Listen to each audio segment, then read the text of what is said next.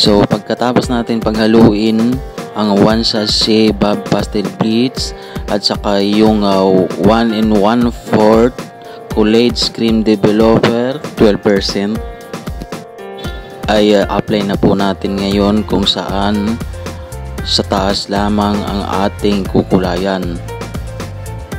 Ayan, i-bleach. So 30 minutes or 35 minutes po ang tagal niya yung bleach sa taas. Tapos lagyan po natin ng plastic para mas lalo pang uminit. So maganda po yung ating brand na Bremud. Ayan, so chine-check ko po kung okay na ba yung na-dye na po yung hair. Ayan. So gold lang po ang aming nakulay ngayon dahil kulang po kami sa gamot. Yan na lang po ang aming napagtiyagaang kulay gold. Ayan, so pagkatapos hugasan, i-blower natin. So ito na ang kinalalabasan ng kanyang bleach.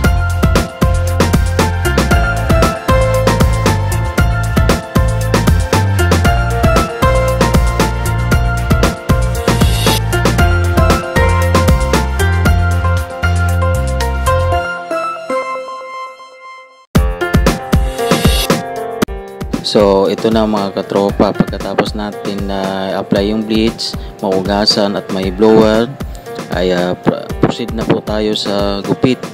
So unang ginawa ko dyan mga katropa ay binuksan ko muna gamit ang 1.5 guard close, tapos nag-trim na po ako. Ayan, yung gilid tatanggalin yung kanto para yung nasa baba na itim, ayan po yung kanyang fade, kaya hindi na po isinali sa bleach. Ayan, so ang sumunod mga katropa ay number 1 guard close, sa baba lang mismo ng dinaanan ng 1.5 guard. So another procedure po ito mga katropa. So ang sumunod 0.5 guard, ayan, paikot lang po. So isusunod natin dyan yung combination natin na no guard, adjust the lever ng sagad sa gitna at pantay. Ayan po yung kasalukuyang ginagawa ko. So tandaan mga katropa, ang unang ginamit ko na guard 1.5, tapos number 1, tapos yung 0.5, always close blade po yun. So pagkatapos mga tropa ay partially trim po tayo, bawasan po yung haba niya sa taas, tapos i-trim natin sa gilid. So marami pong nakat dito sa mga video na to mga tropa para lang mapaiksi ang ating video. So ang sumunod, bigyan natin siya ng shape sa noo, yung bangs lang po, konting tagalan po dahil cropping po tayo ngayon. So nakadepende po sa ating target na cropping style kung paano natin i-style yan. So i-detail natin yung kanyang fade, tapos kabilaan po yung kanyang shape line. So hindi na po nasali yung pinaka headline niya kumbaga, or pinaka dun sa noo niya kumbaga, para hindi na po lumaki yung kanyang noo.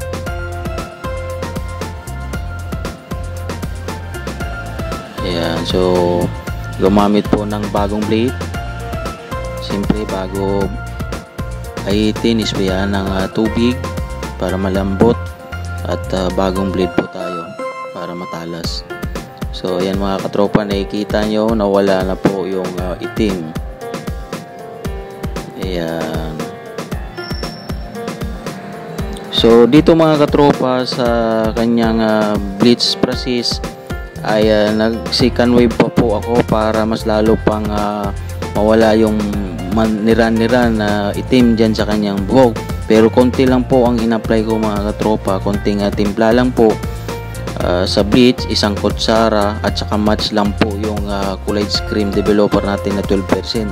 Nag-second wave po ako para mas fully bleach dye na po yung kanyang hair, yung dito sa gilid. Yan po ang inulit ko pero hindi na po nakita sa video.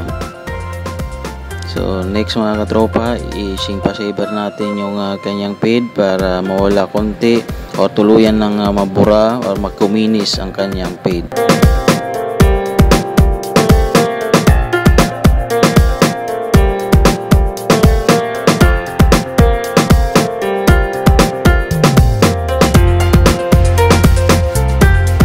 So inaayos-ayos na lang mga katropa ang kanyang feed. So panoorin lang po mga katropa hanggang matapos po.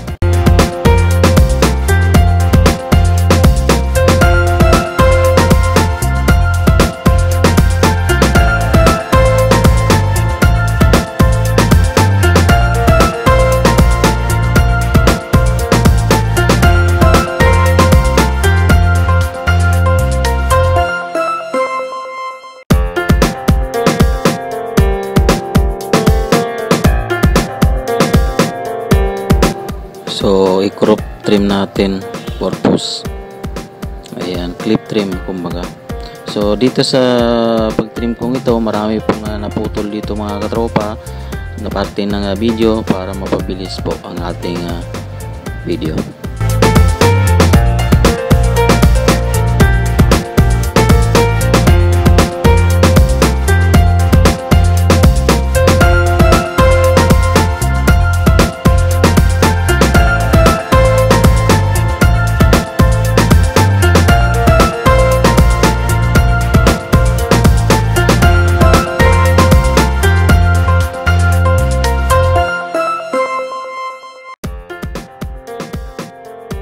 So kulay process na po tayo mga katropa. Panoorin lang po hanggang matapos ang video mga katropa.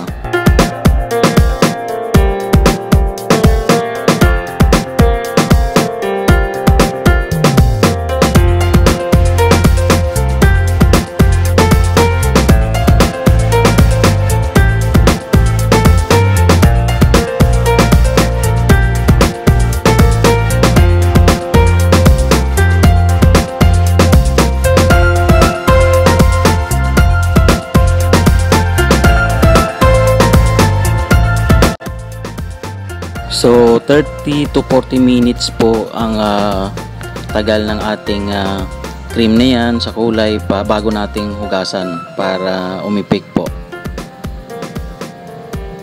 Ayan, so hugasan natin, tapos shampoo.